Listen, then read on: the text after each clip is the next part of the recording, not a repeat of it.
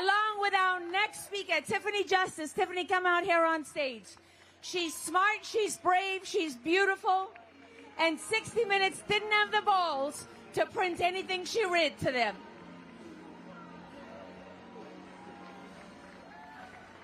Hello. I am so excited and honored to be here with all of you today. I am a mom of 4, and in 2016, I decided that I was going to run for school board in my local community. And I saw behind the education curtain, and then COVID happened, and everyone saw behind the education curtain. We saw the fact that our children were being indoctrinated in school, not educated, and I'm here to ring the alarm that only a third of kids in America right now are reading on grade level. That is atrocious.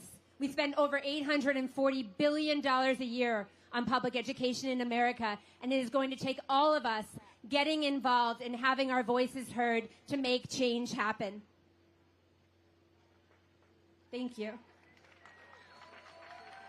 When I was on school board, the superintendent wanted to create a medical committee. He wanted to pick some doctors who were going to make recommendations for us on our children. And I looked at him and I told him that we do not co-parent with the government.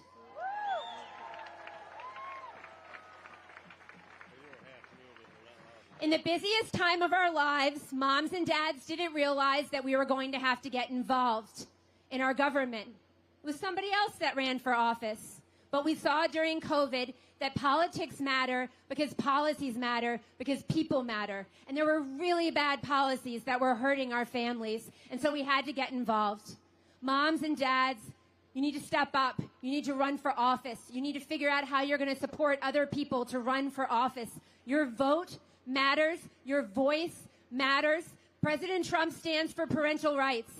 He knows that parents have the fundamental right to direct the upbringing of their children. That includes their education, their medical care, their morality, their religion.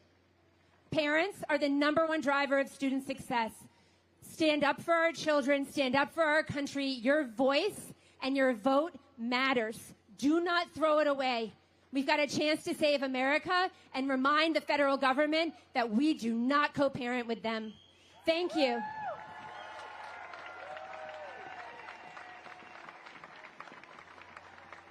Good job, Tiffany.